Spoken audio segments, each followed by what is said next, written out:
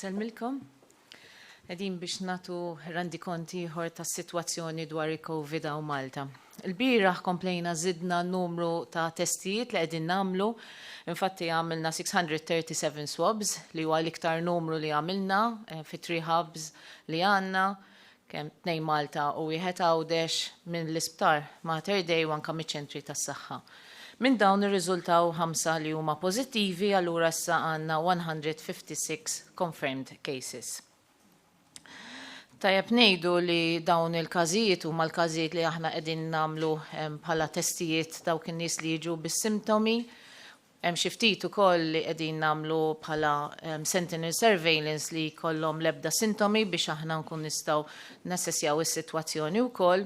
U tajjeb ngħidu wkoll in-numru tal-każijiet forsi jinstemaw li huma ftit, però importanti li aħna nżommnu maħna hemmhekk għaliex in-numru ta' każijiet bil-mod il-mod tilgħin u dejjem niftakru li aħna għadna fil-bidu tal-kerv allura nistennew li l-każijiet jibqgħu jiżdiedu.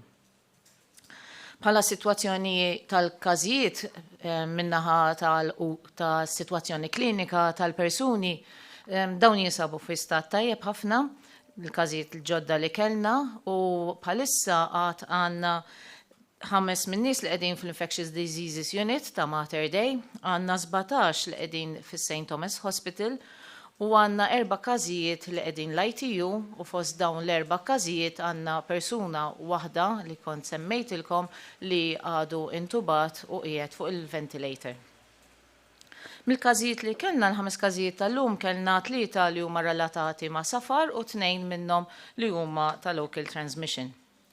Minn dawk it-3 tas-safar għandna raġel ta' 30 sena Malti li kien imsiefer il-Mexico u ġie lura fit-19 ta' Marzu u l-istess ġurnata u beda bis-sintomi buġeħ ta' ras, griżmejn jiġaw u kellu dak is-sintomi li bdejna naraw ukoll dan l-aħħar meta beda ma jxommx u anqas ikun jista' jkollu it-toma.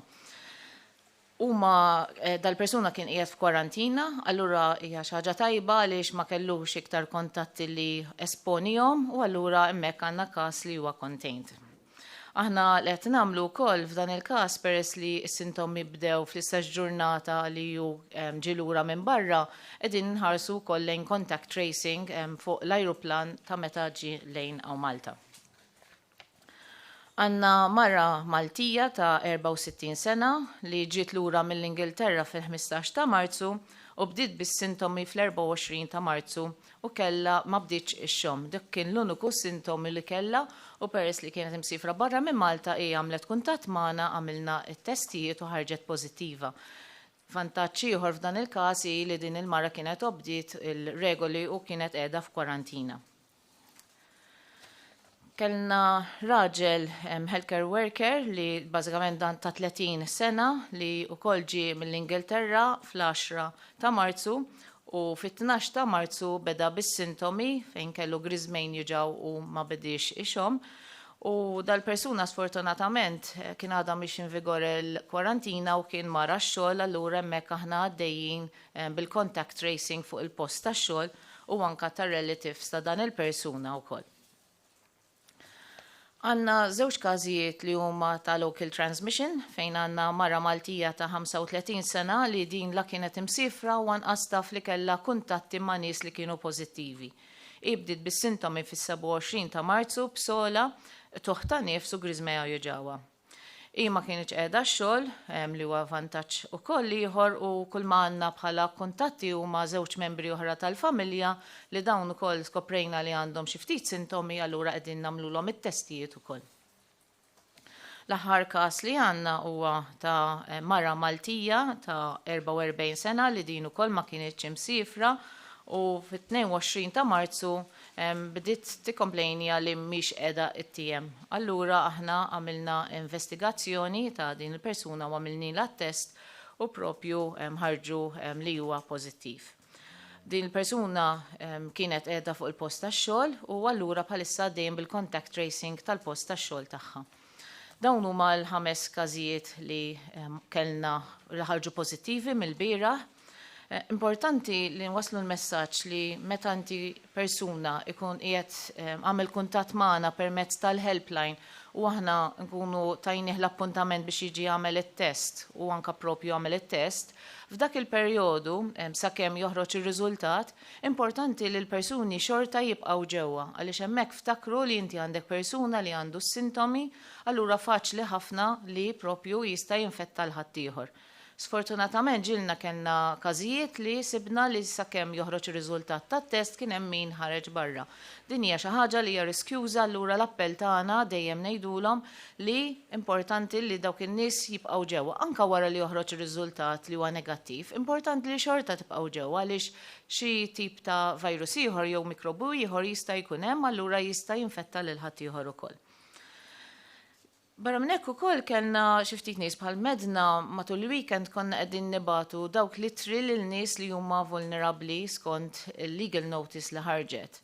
Kellna xi persuni li għalunna li ma rċivewx din litra u ma jħossu li kienu jaqgħu f'dik il-lista ta' dawk in-nies li huma vulnerabbli.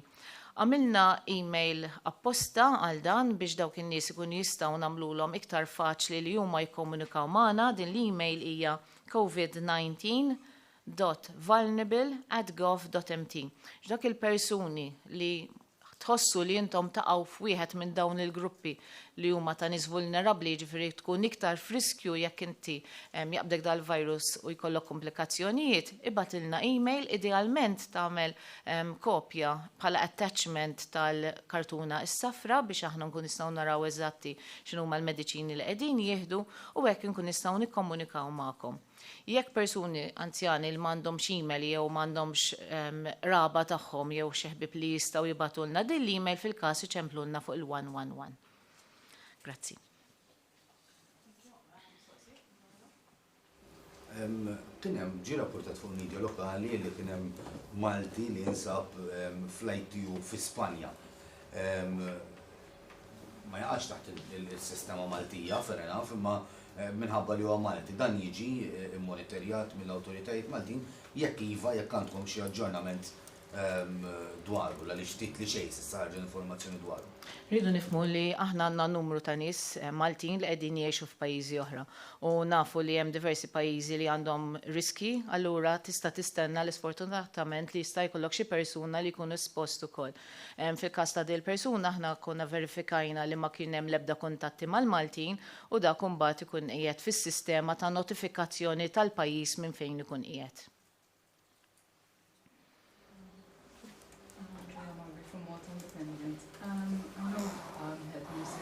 Has already spoken about this, but we're seeing a lot of viral messages going on social media warning people to not take certain medications, such as Advil, because if you are showing symptoms of COVID-19, this might bring more complications. Maybe you could provide a clear message for our viewers.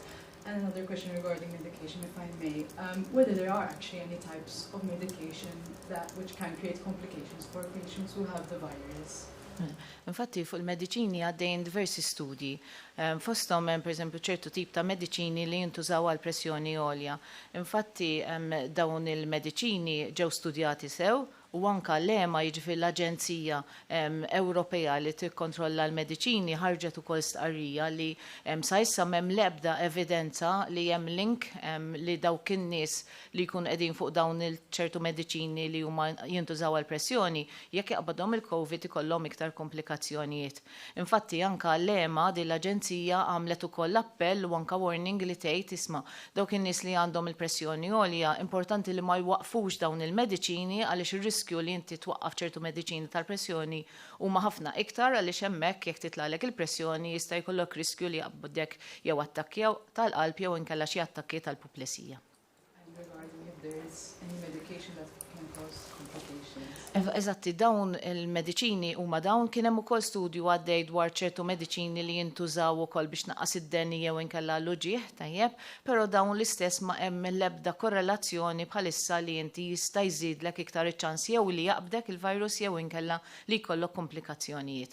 Aħna qegħdin nibqgħu nsegwu għandna kuntatt dirett mal-EMA, l-Aġenzija tal-Mediċini biex jekk ikun hemm xi ħaġa li tista' toħroġ hemmhekk inkun nistgħu nigwidaw lill-pubbliku indirett. Rigward il-miżuri li nasra ftit ilu biex jipproteġu n-nies vulnerabbli. Fil-bidu għattunna li n-nies li jgħixu ma' dawk li huma vulnerabbli jgħoddu għalihom ukoll anke bħall-anzjani u għandu diabete, etc. Dawk ġew since been relaxed. That was based on your recommendation as well. Mela, rridu nifmu li aħna meta nagħmlu miżuri rakkomandazzjonijiet idealment inti fis-saħħa pubblika hija li int kemm jista' jkun in-nies ma jkollhomx kuntatt ma' nies oħrajn tajjeb, però trid tara wkoll is-sitwazzjoni ta' kif il-persuni jkun jistgħu jgħinu lil dawk il-persuni l-oħrajn vulnerabbli. U nifmu li hemm ċertu ċirkostanti fejn hemm persuni li jkunu jgħixu fl-istess dar ikun diffiċli li huma jew isibu dar oħra fejn joqogħdu jew inkella jkun diffiċli li huma ma jmorrux għax-xogħol. Allora f'dawk iċ-ċirkostanzi mbagħad hemmhekk ikollok taċċetta li dawn in-nies ħajkunu qegħdin imorru għax-xogħol. Però wkoll aħna tajna rakkomandazzjonijiet jekk il-persuni ħajmorru għax-xogħol x'għandu jsir fuq il-post tax-xogħol ħalli kemm jista' jkun dak il-persuna jkun inqas espost għal dan il-virus ħalli jkun hemm inqas ċans li jkun jista' jieħu l-virus lura lejn id-dar fejn hemm persuna li huwa vulnerabbli. Imma ma waqafniex hemmhekk, anke hemm ir-rakkomandazzjonijiet ta' x'jiġri proprju fid-dar tal-persuna li huwa vulnerabbli li inti kemm tista' tnaqqas il-kuntatt dirett bejn persuni li qegħdin joħorġu barra fil-komunità b'ċans li jiltaqgħu mal-virus għalli huma jkollhom il-kuntatt dirett mal-persuna li huwa vulnerabbli. ċerti li fil-tektajjeb dwar persuni li għandhom pressjoni għolja dawk mhumiex qegħdin inklusi fil-lista tal-persuni vulnerabbli. U tieni mistoqsija titratta Għawdex, is-sitwazzjoni fuq Għawdex kemm hemm pazjenti jew residenti li hemm f'Għawdex li huma li għandhom il-coronavirus. Mela, fuq il-pressjoni għolja niftakru li aħna għandna numru sostanzjali tan-nisa u Malta li għandhom il-pressjoni għolja. Aħna anka fuq l-iskeda nazzjonali ta' Schedule 5 nofru wkoll il-mediċini lil dawn in-nies biex il-pressjoni tkun ikkontrollata. Ġvek inti għandek persuni li għandu l-pressjoni għolja tiegħu li hija kontrollata, dik ma żidlux iktar ir-riskju li hu jkollu komplikazzjonijiet jekk jaqbdu l-COVID, huma l-komplikazzjonijiet li jistgħu jinqalgħu minħabba pressjoni għolja li mhix kontrollata li jkunu ta' riskju. Ġvek inti għandek persuni li għandhom mar tal-qalb li dal-aħħar ftit xhur kellhom bżonn li jagħmlu operazzjoni, dawk iva huma konsidrati tagħti bħala iktar ta' riskju ta' komplikazzjonijiet jekk jaqbadhom il-COVID. Għawdex għadu, infatti, wieħed minn dawn il-każijiet li kellna li huma travel related huwa persuna li huwa awċi. U bħalissa dan huwa każ li għadu kemm ġie konfermat minn dawn il-5 u bħalissa jkun hemm l-assessment għaddej min-naħa tal-clinicians biex naraw jekk dan il-persuna hux aħjar jekk inżamm fid-dar tiegħu, tajjeb, f'iżolazzjoni u dan ikun hemm il-monitoraġġ ukoll tiegħu min-naħa tal-kura primarja, jew jekk inkella huwiex aħjar li jġibha Malta jew inkella jinżamm f'Għawdex stess. Jew residenti f'Għawdex għandek il-total. Din mistoqsija ispirata minn preokkupazzjoni ta' persuni li qed jgħixu f'Għawdex jgħidilek isma' il-Malta sitwazzjoni hija mod, però f'Għawdex jista' jkun tranquilla u hemmhekk tista' tintuża bħala għal weekend break jew ta' tibda. Mill-informazzjoni mill niftakar kellna 3 persuni li kienu minn Għawdex. Rridu niftakru li Għawdex u Malta aħna qrib ħafna ma' xulxin għandna tranġitt minn persuni għall-oħra lura iċ-chances li jista' jkollok każijiet fiż-żewġ gżejjer huwa l-istess u rridu niftakru li l-miżuri rridu jittieħdu fiż-żewġ naħat. Ikun hemm żieda f'dak li huma swab tests li jsiru. Llum rajna li kien hemm 637 test u xejn li huwa l-akbar numru. Forsi kemm xi massimu ta' kemm jistgħu jsiru dawn it-testijiet kuljum. Aħna konna qegħdin naraw bil-laboratorju tagħna li kapaċi nagħmlu anke sa 700 swab kuljum, però wkoll qegħdin naraw x'nistgħu noffru wkoll bħala testijiet oħra li nkunu nistgħu nagħmlu propju anke mill-laboratorju. Kont diġà semmejtilkom ukoll li għamilna ordini għal serology. Is-serology jkun qed jittestja l-antibodies, ġifieri dak is-soldati li l-persuna jiżviluppa wara li jkun affettwat mill-virus. Però rridu niftakru li l-antibodies jibdew tilejn b'ħed ieħor ċertu antibodies l-IgM jitla wara 6 ġimgħat, ġifieri għalissa jkun għadu ftit kmieni biex nibdew nagħmlu daw it-testijiet. U dawk ikunu qed jindikaw l-antibodies mhux fil-fatt waqt li l-persuna għandu l-virus dak il-ħin. Aħna bħalissa rridu nagħmlu enfasi li permezz tal-swab tests nkunu qegħdin naqbdu il-virus waqt li l-persuna għandu il-mikrobu ħalli hemmhekk persuna nkun nistgħu niżolawh u nagħmlu l-contact tracing kwarantina wkoll. Rigward it-tfal, sfortunatament jinfettaw ruħom bil-coronavirus. Il-ġenituri jitħallew imorru magħhom l-isptar bħal situazzjoni normali jew jekk iva xi prekazzjonijiet qed jieħdu jekk le jekk ikunu jistgħu jaraw mezz-sampon. It-tfal bħalma naraw qegħdin jistgħu jiġu affettwati wkoll mill-epidemioloġija ta' barra minn Malta rajna li t-tfal ħafna minnhom jiġu inqas affettwati mill-adulti. Infatti jekk tħares lejn numri huma iktar adulti. Però kellna tfal hawn Malta wkoll avolja fost in-numri żgħar li għandna. Fis-sitwazzjoni f'Mater Dei aħna nħossu li l-ġenituri kienu diġà esposti għal-virus ma' tfal, għallu xumma jkunu very close in contact. Allura ħna qegħdin inżommuhom ukoll, nagħtuhom iċ-ċans li joqogħdu ma' tfal għalli hemmhekk inti nafu li dan huwa perjodu li persuna jkollu bżonn jidħol l-isptar, jekk ħajkollu bżonn jidħol l-isptar ħajdu. Allura hemmhekk jinżammew magħhom ukoll. U importanti wkoll li hemmhekk il-ġenitur jekk mhuwiex pożittiv ikun qed jilbes maskla wkoll ħalli dejjem tnaqqas iċ-chances. Però niftakru wkoll li għandna sitwazzjonijiet fejn it-tfal kellna każ fejn it-tfal propju żammejnieh propju fid-dar ukoll għaliex il-kundizzjoni klinika tat-tifel kienet stabbli ħafna, kienet tajba ħafna u ma kellux għalfejn jidħol l-isptar. U hemmhekk ukoll kemm tista' wkoll tagħmel is-social distancing kemm tista' fid-dar biex dejjem tnaqqas ir-riskju. Semmejt li hemm 5 fl-infectious diseases, 17 St. Thomas u 4 fl-ITU. L-oħrajn kollha ġifieri qed jieħdu l-kura d-dar u t-tieni mistoqsija għadha festa pubblika rajna sensiela ta' ġranet li kien hemm numri baxxi, forsi tenni l-appell tiegħek jekk għadniex fis-sitwazzjoni li qed il-ġimgħa l-oħra li għadna fil-bidu ta' dan il-virus ovvjament biex in-nies xorta m'hemm. Infatti, aħna rajna dawk in-nies li hemm minnhom l-ITU, hemm minnhom infectious disease unit ta' Mater Dei u St. Thomas Hospital. Dawn huma kollha dawk in-nies li bbażat fuq assessment li għamilna ħassejna li għandhom bżonn jitlu f'dawn il-postijiet. Il-komplement qegħdin kollha jinżammu d-dar, tajb ngħidu wkoll li dawn qegħdin jinżammu f'iżolazzjoni, il-pariri wkoll biex huma ma jinfettawx il ħadd ieħor dejjem għaddejjin il-ħin kollu. Għandhom ukoll il-kura għaddejja min-naħa tal-kura primarja permezz jew ta' telefonati jew inkella anke ta' video conferencing biex aħna nkomplu nsegwu ukoll il-qagħda klinika tal-persuni u anka importanti ħafna li dawn in-nies ukoll avolja inti tara li wara tkun kellemthom tista' tafda fuqhom dan nies ukoll qegħdin fil-lista ta' kwarantina fejn qegħdin jiġu iċċekkjati minn spot checks li jsiru mill-Environmental Health Officers u anka min-naħa tal-Pulizija. Fil-rigward ta' situazzjoni iva, importanti ħafna li nerġgħu waslu l-messaġġ li aħna hawnhekk qegħdin f'sitwazzjoni fejn għandna numru ta' każijiet, għandna numru ta' każijiet li huma konfermati, għandna numru ta' każijiet ta' trasmissjoni lokali hemm barra fil-komunità tagħna. Jiġifieri fatt li persuni jekk joħorġu hemm ċans kbir li jistgħu jiltaqgħu ma' xi ħadd li jista' jgħaddilhom dan il-virus. Jiġifieri l-appell tiegħi huwa nibqa' ntenni dejjem li l-vulnerabbli jibqgħu ġewwa u n-nies l-oħrajn kollha joħorġu biss għal bżonnijiet.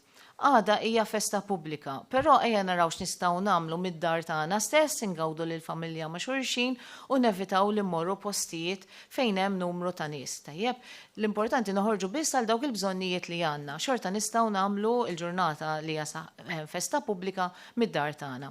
Grazzi nappella l-kooperazzjoni tal-pubbliku għaliex jekk aħna jkollna kooperazzjoni mill-pubbliku aħna nkun nistgħu nibqgħu għaddejjin bil-miżuri li aħna għaddejjin bihom. Jekk ma jkollniex kooperazzjoni mill-pubbliku, kollna nibqgħu nirristrinġu iktar miżuri. Grazzi.